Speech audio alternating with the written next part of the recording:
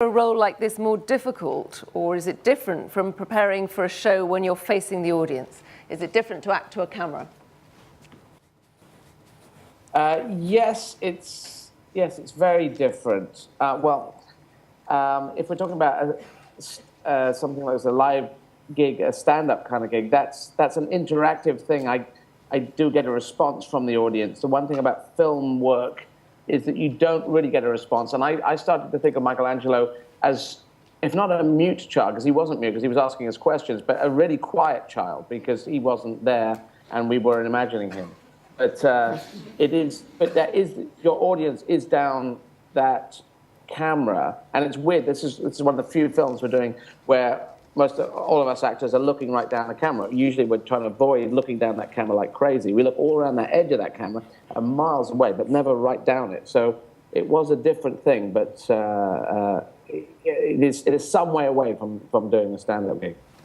Great. Okay, well, the next question is from Victor, who's at the Scala Cinema in Prestatyn. Victor, what's your question? Oh. I wrote this question before tonight, obviously. It's addressed to Sally.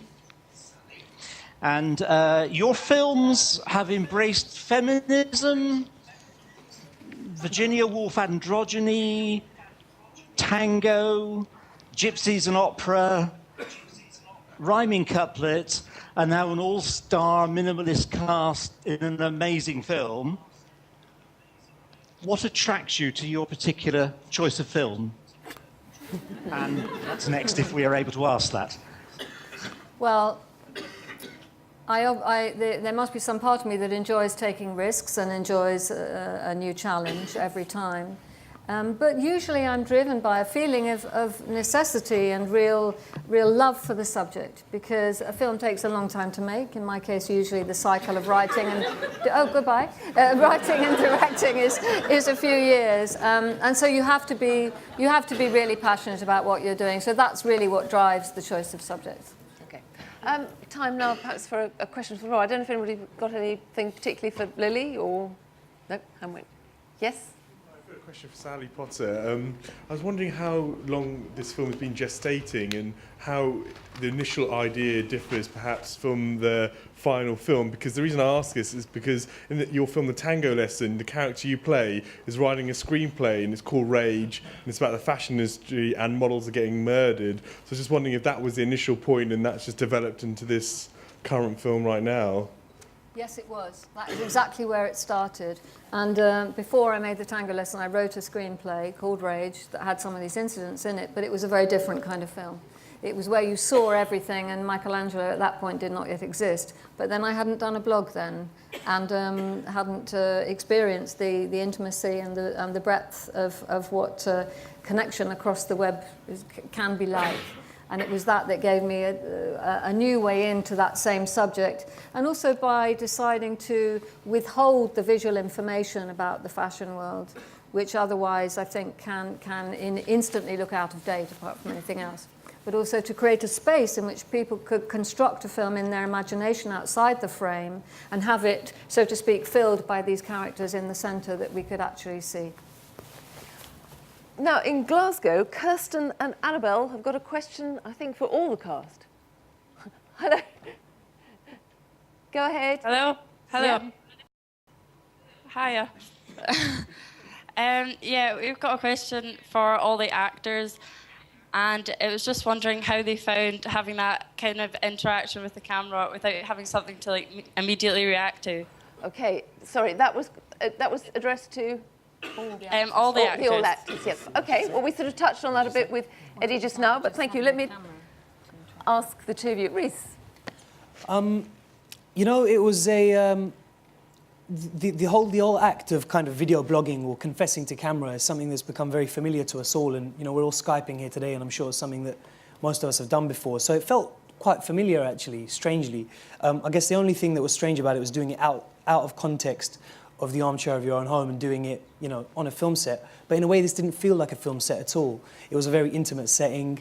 It was a very detailed kind of attention to the text with Sally and I guess it was about opening up, as you do, you know, in front of a camera, when you're Skyping, or if you do keep a video blog, and it was about embracing that kind of that relationship.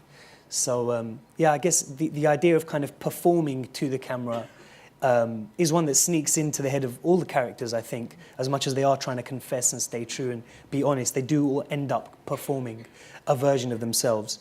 But I think the initial way in was, this is like Skyping.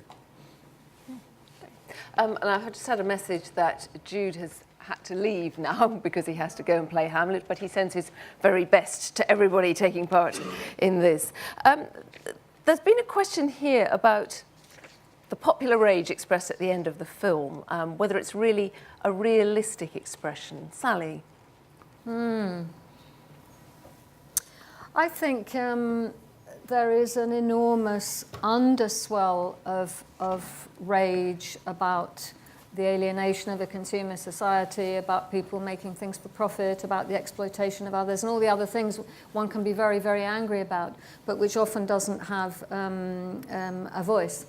Flash mobs, which is what is indicated happens at the end, are absolutely real. They absolutely do happen. And I think there's a bit of a generational divide of people who don't really believe they do happen, but they do. Groups of people can gather, protests do happen, and shootouts do happen. But also, this is a film that is dealing with lots of different kinds of reality and not necessarily a documentary level of reality. But theoretically, such an event could happen. Eddie, oh, well, Lily first, but Lily, since you're up there, did you find that, I mean, obviously you've just come from a fashion shoot, you know the fashion world. The idea of it being a kind of metaphor, which Sally's talking about, that was, I mean, there wasn't a point where you just kind of went, oh, no, that's too much. Oh, I think we might have lost Lily there. No. Can you retrace, sorry, the end of your question? Yes. Whether you found that the fact that it turns, that you have the great shootout at the end, whether you just found that it was departing so far from an idea of reality of the fashion world as you know it. I think that, I mean, of course it departs further than I've ever experienced fashion. I've never experienced death on the catwalk or as extreme circumstances as happened in that film, and I think that's quite obvious. But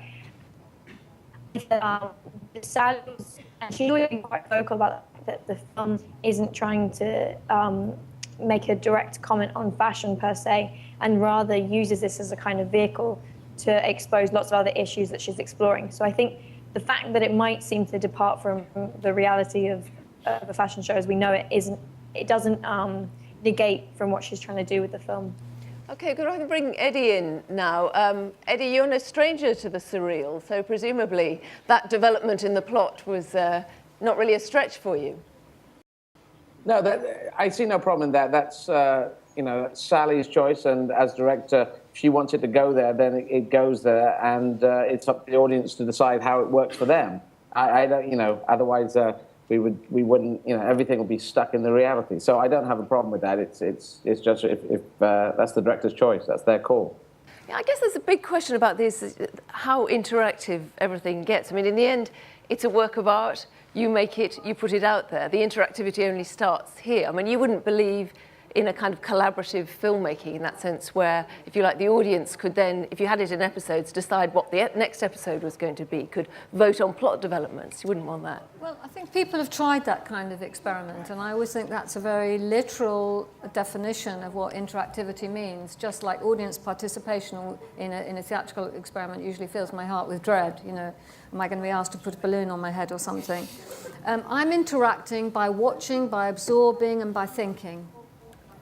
The film doesn't exist, it does exist physically, but it really only exists in the experience of people watching it, absorbing it, and experiencing it. And that is the loop, and every actor knows that too. You're in a kind of circuit, and that's the real level of interactivity, I think, and exchange. Okay, well, we're just about out of time, but we've got time for one question from Steve in Dundrum, Ireland. Steve, what's your question? Hello.